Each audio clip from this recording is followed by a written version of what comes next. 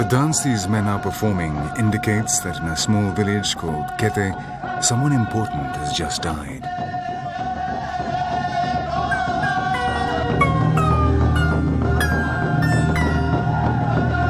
Now his relatives must organize very complicated and very expensive funeral rites, which will mark the return of the deceased to the world of his ancestors.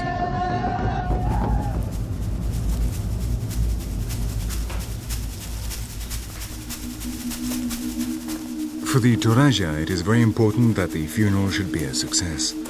If the dead man is satisfied, he will watch over, protect, and bring luck to his family. The ceremony will last for several days, and once it is over, the coffin will be placed in a sacred rock along with his ancestors. But before that moment arrives, the family must build a city, sacrifice over 40 buffalo, and welcome and entertain over 2,000 guests in a ritual which is unique in the world.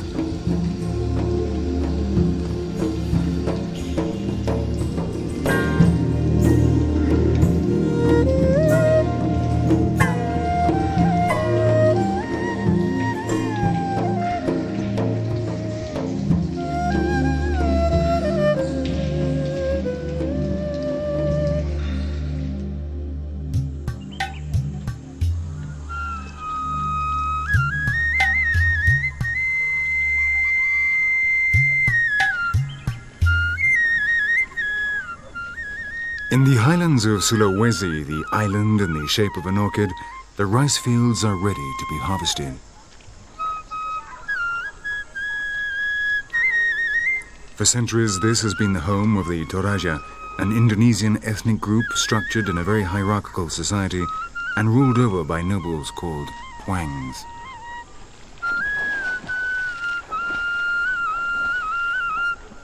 Rice, along with the coconut palm, is the base of their economy, and even the tiniest scrap of land is used to grow it. For centuries, they have gradually sculpted terraces along the valleys and mountains, creating in the process one of the most beautiful landscapes in Asia. The land here is rich and generous, and in a good year, it is possible to obtain 3 crops. But this dominance of rice cultivation is relatively recent. In the past, these people lived by hunting and gathering, and their constant tribal conflicts forced them to adopt a nomadic lifestyle. But with the arrival of the Dutch Empire, peace returned to the island, and its inhabitants began to settle and cultivate the land.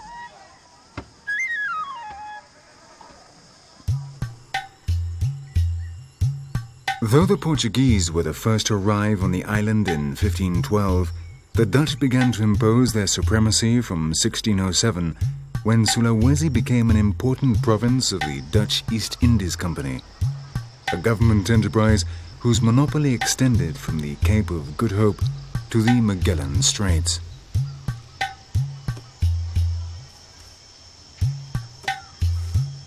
These companies were created in Western Europe during the 17th and 18th centuries in order to exploit trade with Asia, and the most important of them had deeds of constitution granted by their respective governments, which authorized them to acquire territories and exercise government functions over them.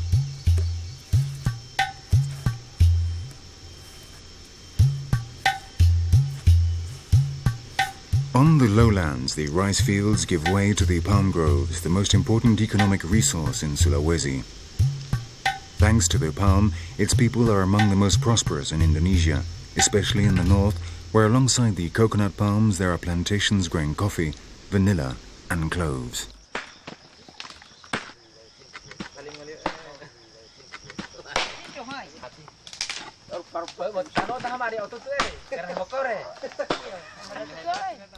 The possibilities these trees offer the inhabitants of the island are almost unlimited. They eat the flesh of the coconut and drink the milk. They use the wood of the trunk to build their houses. The palm leaves serve to make roofs, hammocks, baskets, and ropes. And the oil is used for cooking and lighting, and is sold to the cosmetics multinationals to make soaps, perfumes, moisturizers, and even nitroglycerine.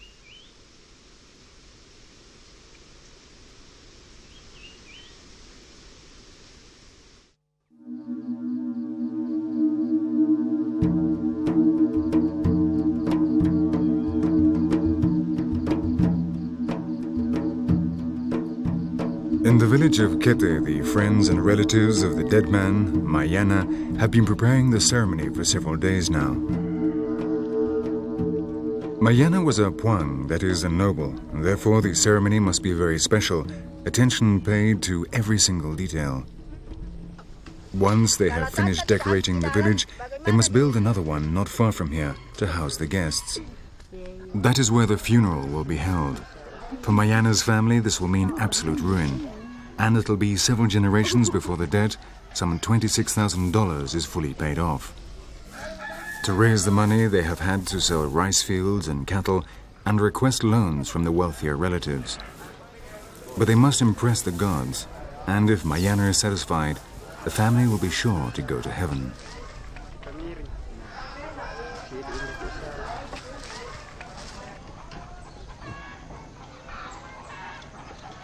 Kete is a typical Toraja village composed of two parallel rows of houses built on stilts and called tongkonan, which symbolize the union of the family and the clan.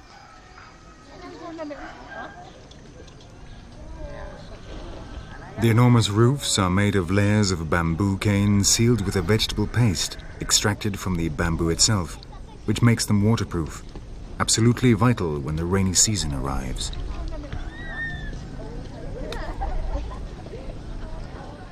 The facade is decorated with geometric paintings, and each color has a meaning.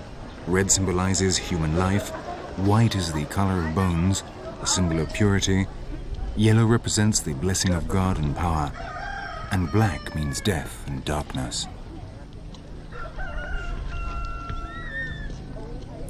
A carving of a buffalo head decorates the central part of each house. Numerous horns from animals sacrificed at past funerals give an idea of the wealth of the family and are tied to the central pillar that supports the roof. These houses are closely linked with Toraja traditions, and one of their functions is to serve as a constant reminder of the authority of the noble families whose descendants have maintained them and may not sell them. But the strangest thing about this architecture is the shape of the roofs, and there are a number of theories about the origin of this.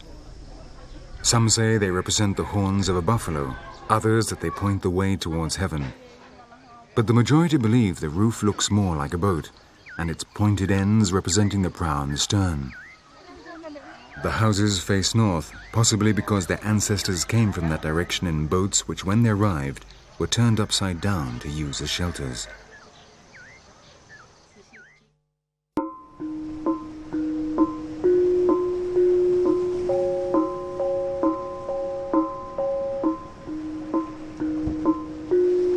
The origin of the Toraja is to be found in the foothills of the Himalayas, and in the past they were fierce headhunters. After the invasion of the Bugis people 600 years ago, the Toraja were driven into the center of the island while Muslims occupied the coasts and the lowlands. The name Toraja means men of the mountains.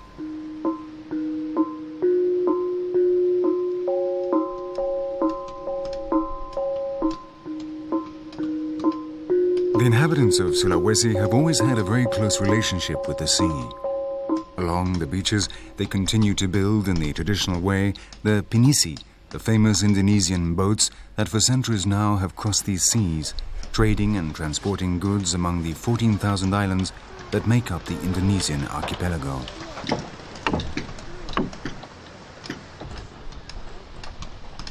These men belong to the Bugis ethnic group, considered the best boat builders and sailors in the Indian Ocean.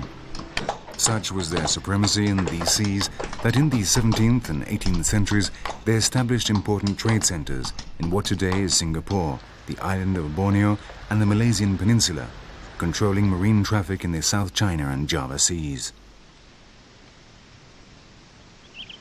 But there is another ethnic group which lives in even closer contact with the sea. In fact, they could not conceive of life without it. That group is the Bajau.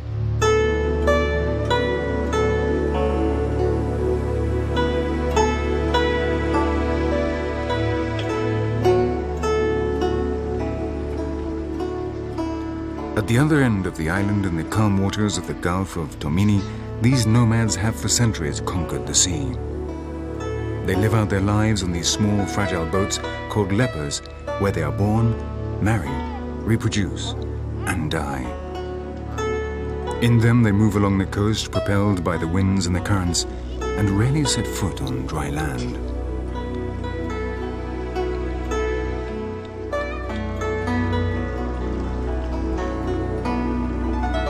Such is their affinity with the sea that when they come on land they feel unhappy.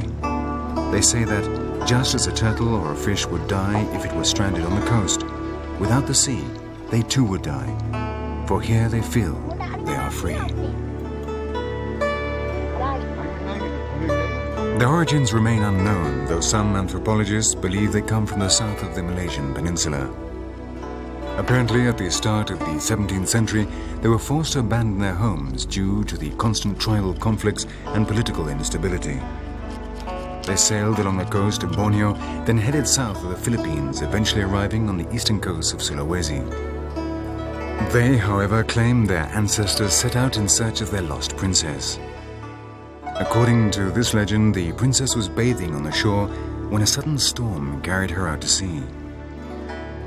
She managed to cling to some tree trunks and for weeks drifted before finally reaching Sulawesi. When the Bajau found her, they decided to remain and live here. Since then, countless legends have surrounded these gypsies of the sea. In the 18th century, they contributed to the maritime expansion of the kingdom of Sriwijaya, and 2 centuries before had fought to defend the Sultan of Malacca. Some of them became famous pirates, spreading fear among the traders, and their journeys across the seas became legendary. For centuries, they held sway over this blue desert.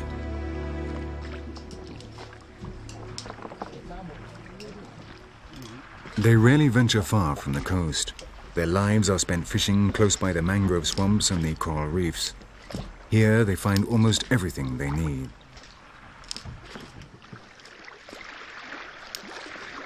The mangrove swamps are an essential barrier between the land and the sea. They protect the land from erosion, which would cloud the waters of the coral reefs, killing the corals and with them all the animals that live there. And the rich, complex system of mangrove roots also provides food and shelter for animals and humans.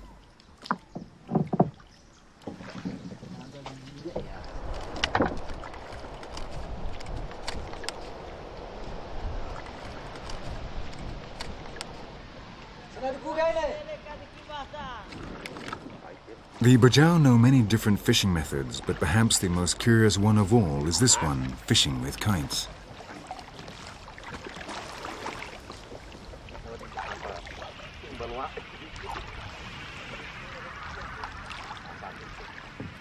The technique they use is simple but very effective.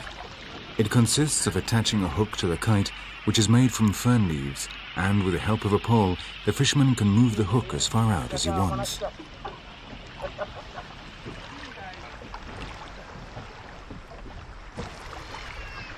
The swaying of the kite keeps the bait in constant movement, attracting above all the flying fish.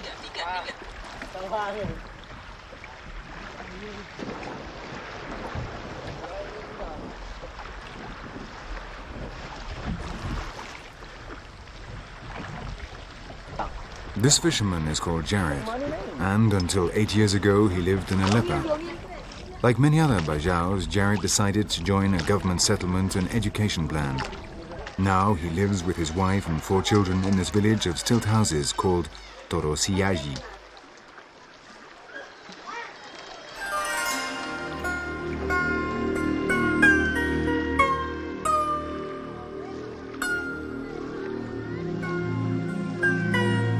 The government tried to house the first families along the coast, but they were unable to adapt to dry land and soon returned to their boats. Then the Bajau suggested building the village over the sea, and so Torosiyaji was born. Today it is a prosperous, well-organized community of 300 families who have electricity, a small clinic, a school and a mosque, and every year new buildings are added to this floating city.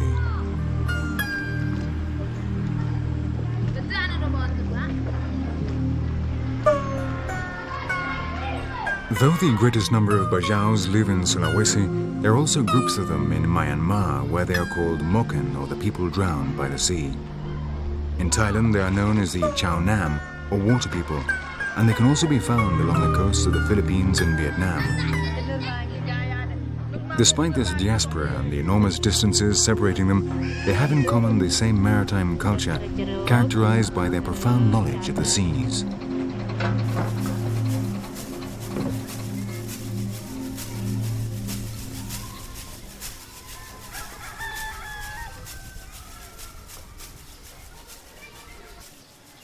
The mosque and the school are the only buildings in Torosiaji standing on dry land. Well, not exactly dry land, because they have been built on foundations made of coral.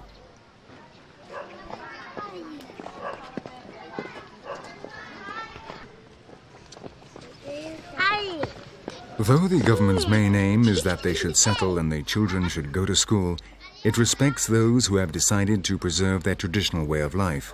And every day a number of canoes sail out to the lepers to take the children of the nomads to the school.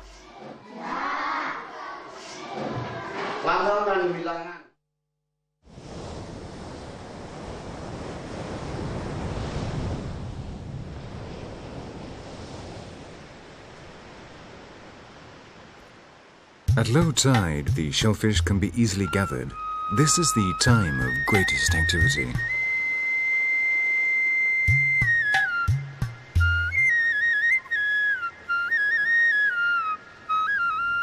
Observing the seaweed, they know what day of the month it is.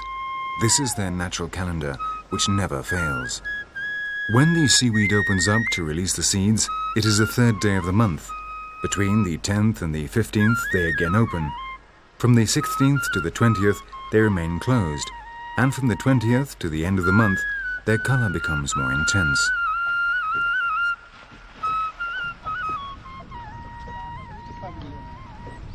At midday, the waters are very shallow, and this is when the bajau comb the sea bottom in search of food. Their basic diet is fish and rice. The rice they buy in the markets on the coast, where once a week the women go to sell the fish they have caught and buy basic necessities such as fresh water.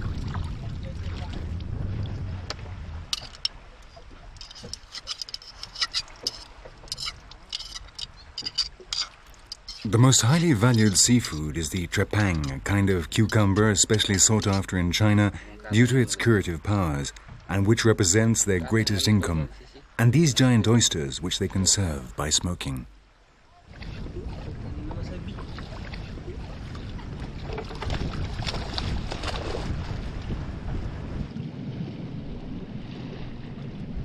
The bajau are also magnificent divers and can remain underwater for over 5 minutes and dive down up to 15 meters.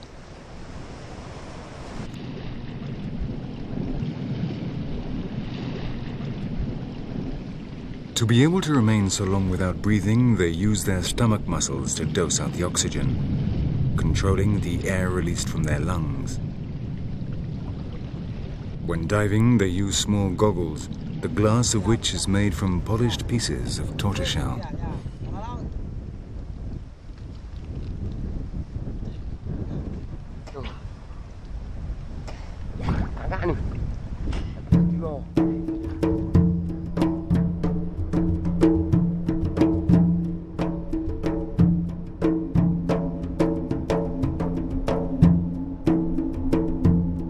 The Great Barrier Reef that crosses part of the Indonesian archipelago, specifically from the south of Sulawesi to the north of the island of Flores, is the third longest in the world after those in Australia and Cuba.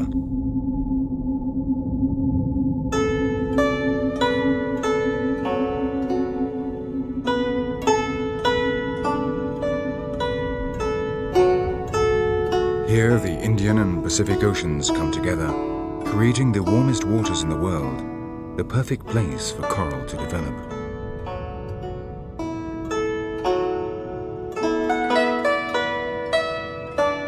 This world of light and color began to be formed 25 million years ago from the accumulation of skeletons composed of calcium carbonate of animal and vegetable origin.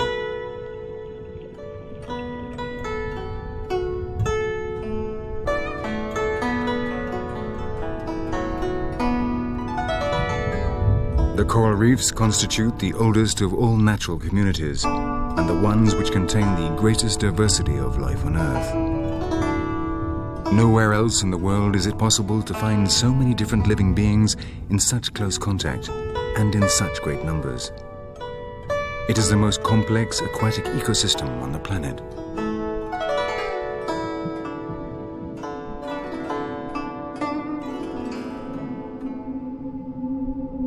Such variety of life makes effective visual communication necessary to send out signals of warning, confusion, or hiding, and so the fish of the coral reef have developed extraordinary colors and designs. This is a beautiful sea, but one which contains many dangers.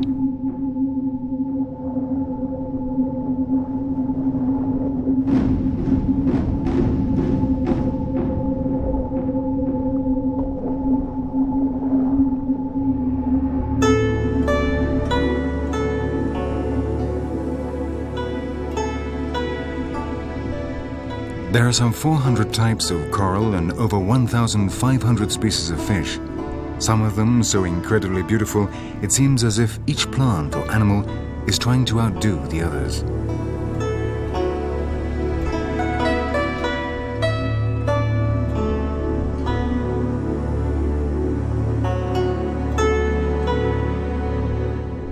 But this evolution has been a slower process in the reef than in other much less stable environments where adaptations and extinctions are frequent due to important changes in the ecosystem.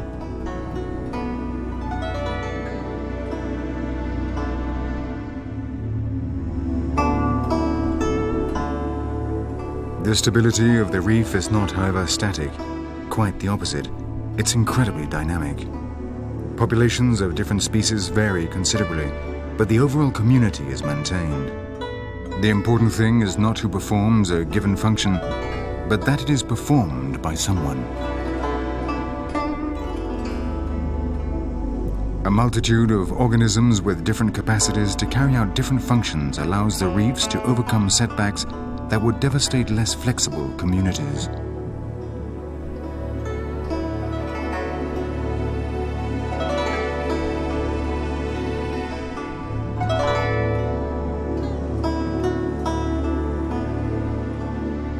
Nonetheless, with global warming and ultraviolet radiation, coral in different places around the world is undergoing a process known as coral bleaching, which consists of whitening due to the loss of symbiotic zooxanthellae, and so many of them have atrophied lower limbs.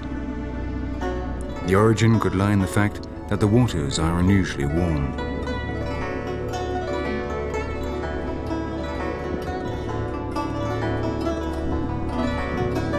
The optimum temperature for the growth of coral is between 26 and 27 degrees centigrade. Above this temperature, the coral suffers stress, which intensifies and speeds up the bleaching process.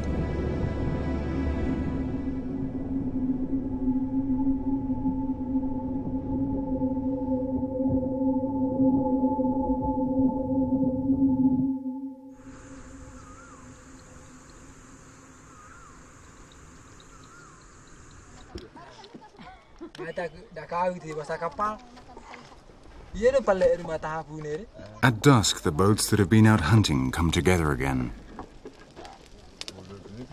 These apparently fragile floating houses are made of wood from the api tree and are incredibly resistant, able to withstand an entire lifetime on the sea. There is virtually no space in which to move, so much so that the people have stunted legs. The kitchen is in the stern, in the middle the bedrooms and the larder, and in the prow the living room. Though it would seem impossible, an entire family of 5 members can live on a single boat. They may have very little living space, but the world that surrounds them is in constant change and movement, is open and free.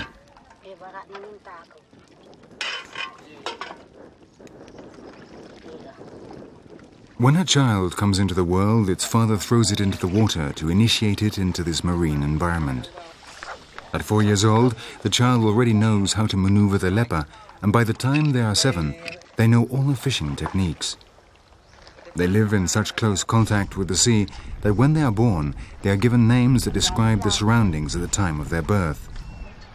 Here we find names such as bird alighting on a palm tree that has fallen into the water, 3 black clouds in the sky, or eastern storm with strong winds.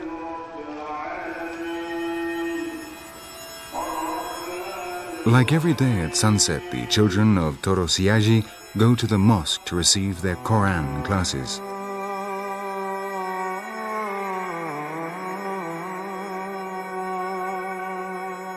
The Bajau are Muslims, though they also practice animism and shamanism. Islam arrived in Indonesia at the end of the 18th century, introduced by Muslim traders from India.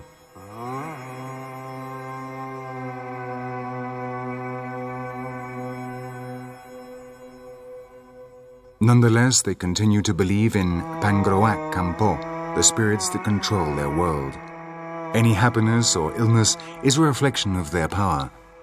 That is why it's important to keep them happy, so they'll protect you when the sea grows furious and will keep the world in balance.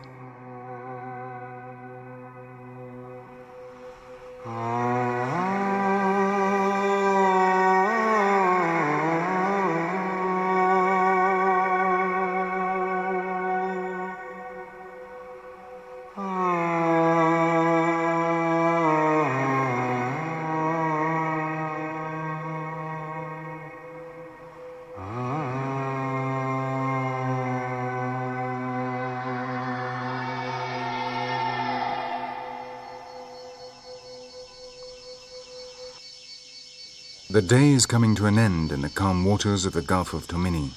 It is time for the Bajau to take their boats alongside the mangrove swamps where they will be protected.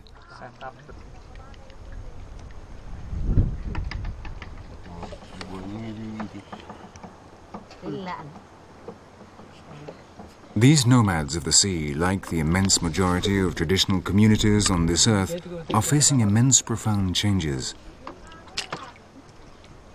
Little by little they are disappearing in silence, and with them centuries of wisdom forged and practiced over time.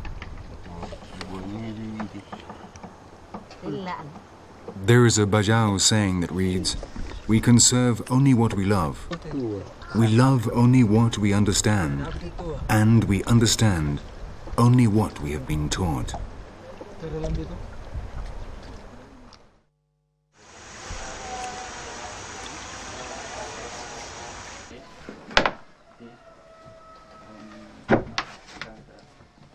It's been 3 months since Mayana died, and finally everything is ready for the funeral ceremony. During this time, the body has been preserved, having been injected with a concoction made from special flowers and grasses. On occasions, they preserve the body for up to 20 years, until the family has been able to raise the money needed for the burial.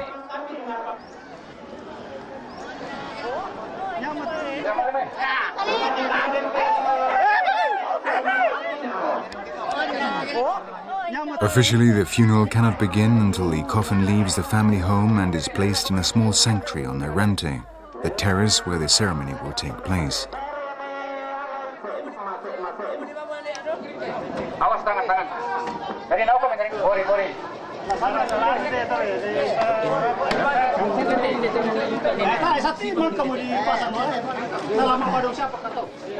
Once the coffin has been carried in and placed on the catafalque, it begins its journey through the jungle, preceded by the women closest to the deceased, who hold a long red cloth as a symbol of the road that must be followed in order to reach Puja, heaven.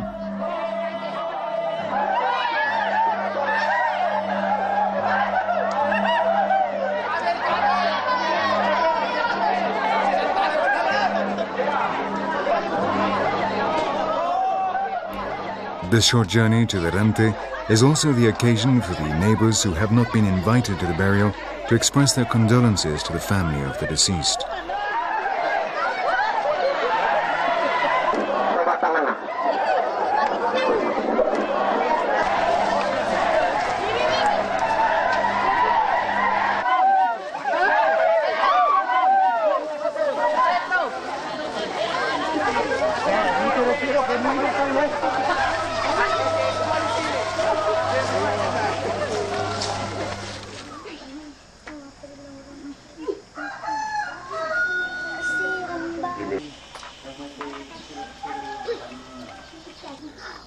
Meanwhile, Bato, the carpenter of Quete, is hurrying to complete a sculpture of the deceased Mayana.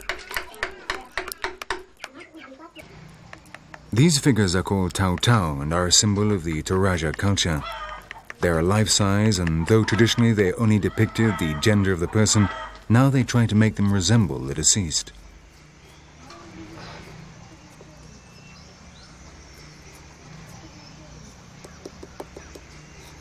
The Tau Tau are paid for by the entire community in appreciation of the generosity of the deceased, and are almost exclusively the privilege of the upper classes.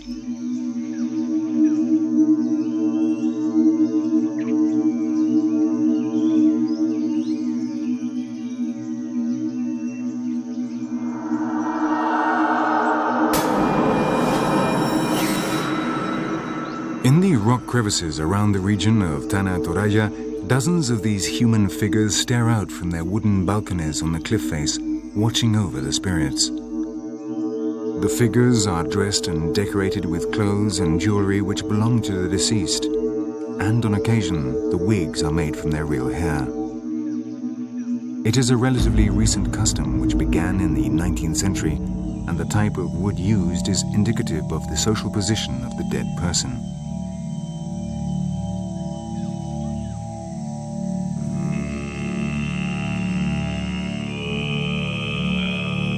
But after so many years of funerals, there remain few rocks and escarpments in which to bury the bodies. And though the aim is that the family should remain united even after death, the lack of space means coffins often have to be placed in bamboo structures in the open air. In time, the wood has rotted, converting these sacred rocks into macabre, sinister places.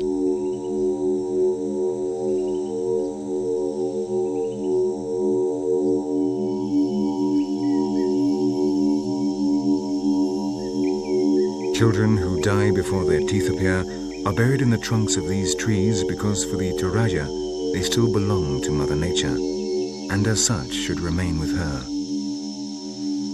The soul will travel to heaven up the trunk.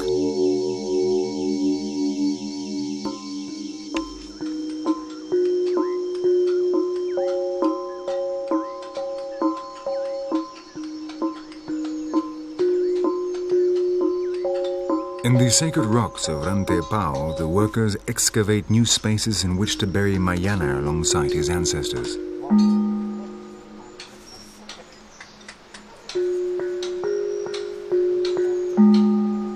Here there are no mechanical excavators or pneumatic drills. Everything is done with hammer blows, so the construction of a family pantheon can take several months, determining the date on which the funeral can be held. The Toraja prefer to hold the ceremony during the dry season, that is between June and September, which is when they have most time, as the rice fields require very little care.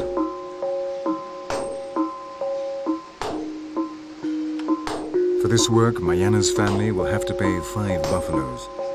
On the island of Sulawesi, it is customary to use these animals as currency.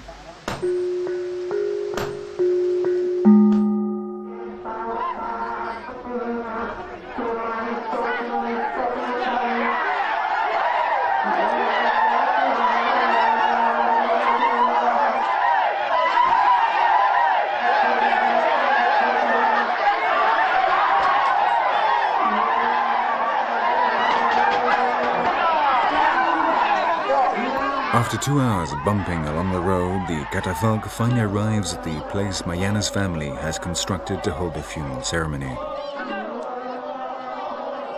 The most surprising thing is the party atmosphere. It's difficult to imagine, especially for Westerners, that we're at a funeral, but this also forms part of the ritual.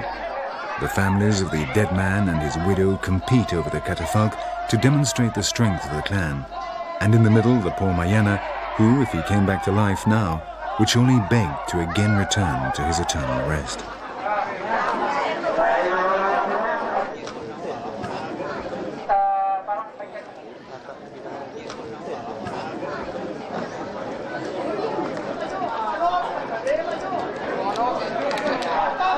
With spirits somewhat calmer, the catafalque is taken down to transfer the coffin to the sanctuary.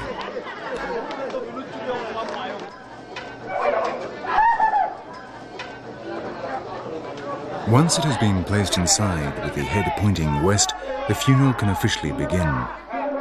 From now on and for 5 days, the piece of kete will be broken as never before.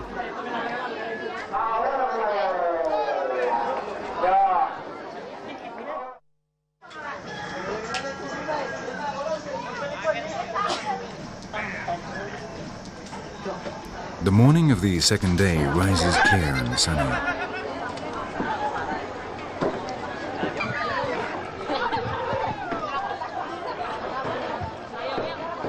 The over 2,000 guests who have arrived from all corners of Indonesia, Borneo, Java, Sumatra, Lombok, Bali, Flores, are welcomed with offerings of betel and spiced cigarettes. 3 dancers lead the procession and between songs and cries announce where each group has come from.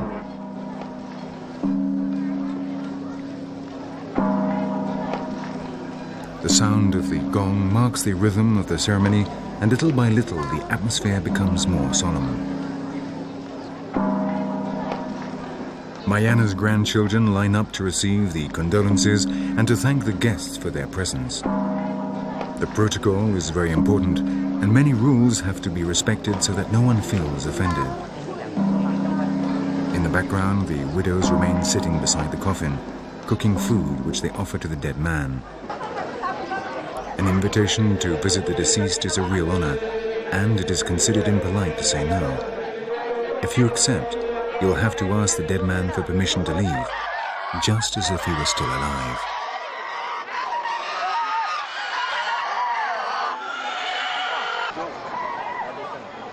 Each group of guests is preceded by their offerings. This is the perfect time to demonstrate how well you are doing in life, and there are constant exclamations at the number of animals a single individual is capable of giving, or the size of some of the pigs, like this one. It's all 10 men can do to get it out of the van.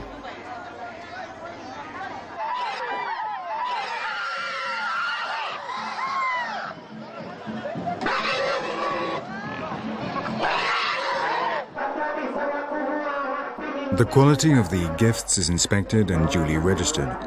In the past, they would be simply etched in the memories of the old people, but today every detail is carefully written down.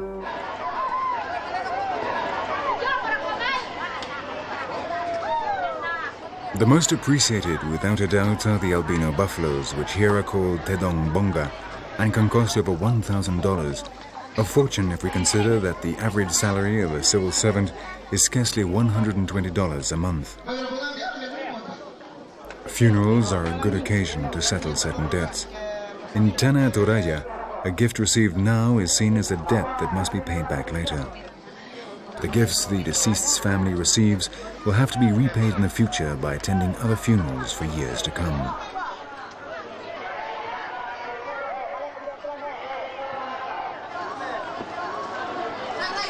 Once the guests have been shown to their places, one of the highlights will begin, the buffalo fight.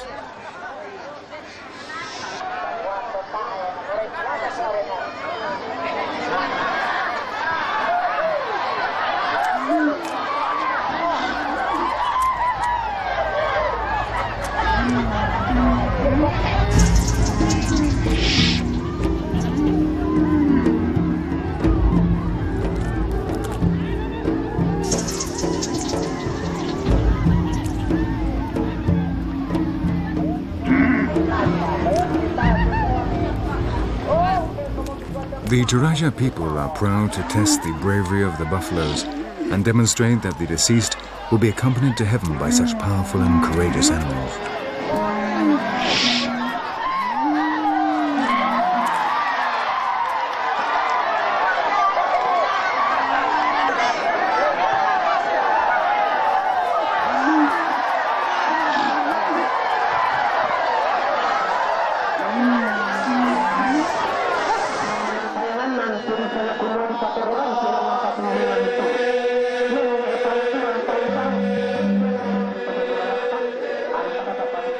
A group of men dressed in black sarongs form a circle, dancing and singing the Mabadong, a morning dance with a double purpose, prayer and entertainment.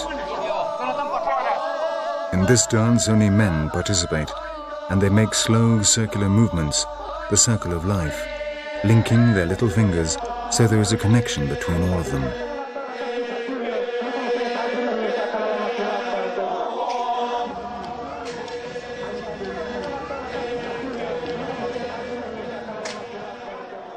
The second day of the funeral is coming to an end. Mariana's family is very happy with the gifts they have received, and it is time to repay the guests for their generosity. The young women hand out honey cakes, tea, coffee, rice, and palm wine.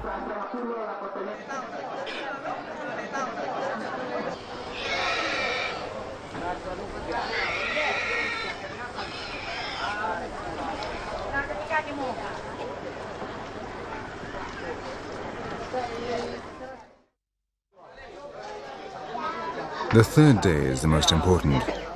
A lot of buffalo have to be sacrificed if you are to live happily and be respected in paradise.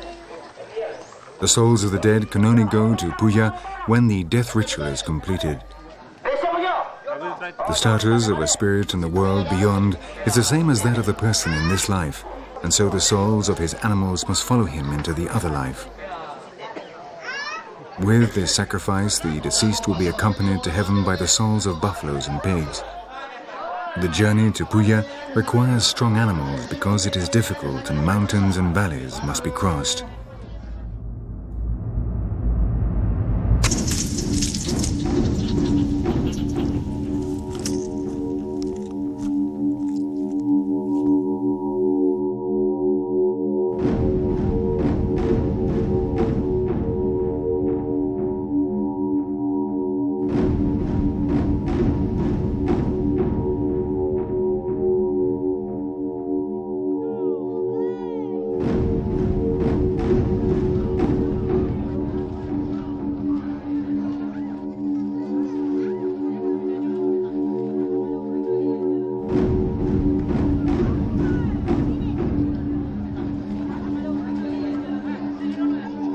The buffalo has traditionally been the symbol of wealth and power, used even to pay for land. But the fact that so many are sacrificed in honor of the dead in order to impress the living has led the Indonesian government to impose limits and taxes for each animal sacrificed, as these ostentatious ceremonies end up by ruining the families.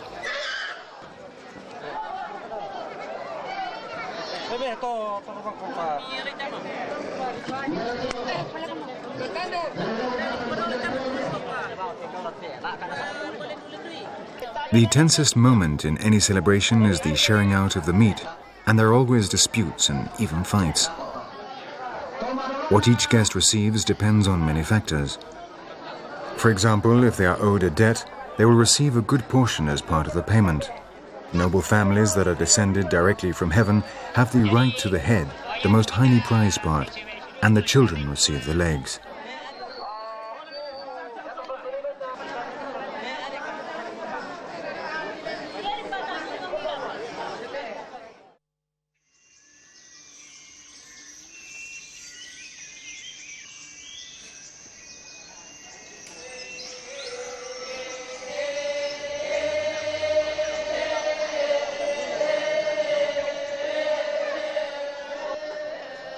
On the last day in the village of Kete, the atmosphere is completely different from the revelry of the first days.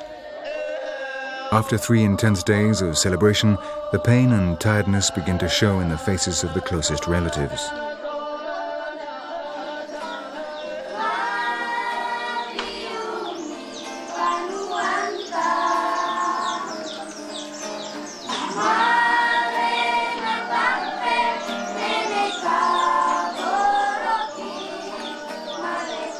The men continue dancing the mabadong, while the women kneeling before the coffin shed their last tears, moved by the song sung by the children.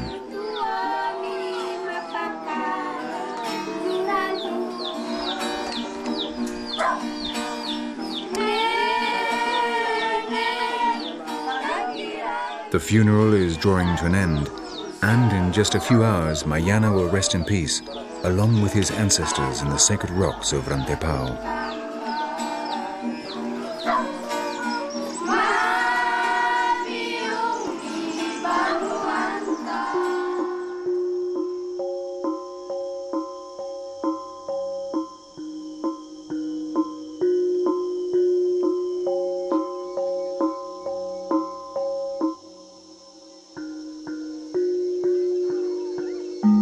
hour later, Mayana is taken on his final journey across the rice fields.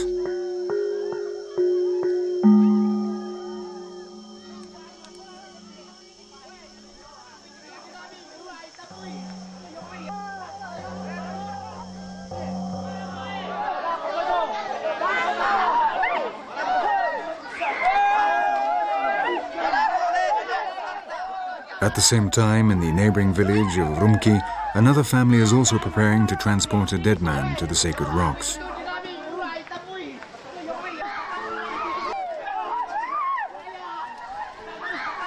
Though at first the procession tries to keep up appearances and maintain their composure as protocol demands in these cases, little by little the atmosphere heats up, and what was meant to be a walk of sorrow and contemplation turns into a mad dash, both families trying to see who is capable of guiding the coffin across the rice fields.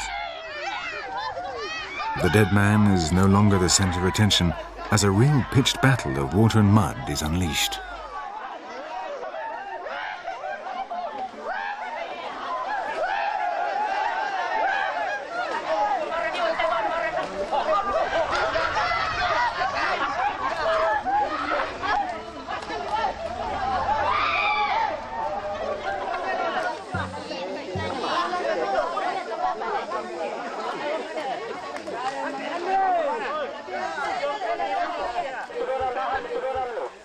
Astonishingly, from what we saw just a moment ago, Mayana's family has managed to make the journey without too much uproar, and in less than 2 hours has reached the sacred rocks.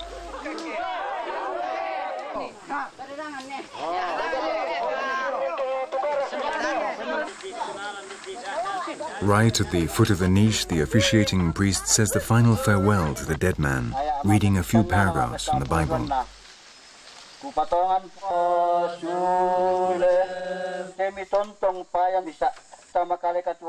The majority of the Toraya are Christians, though, like the Bajau, they combine their new religion with animist beliefs based on a large, complicated mythology that divides all of creation to 3 worlds, each one with its own god.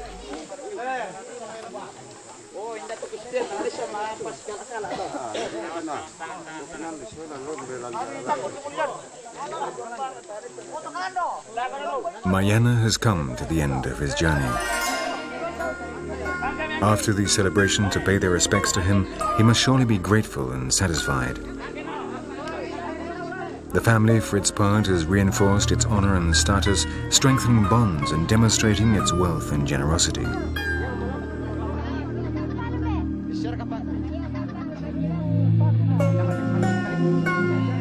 The coffin has been placed inside the rock, along with his most beloved belongings. Then they seal forever the door to his new home.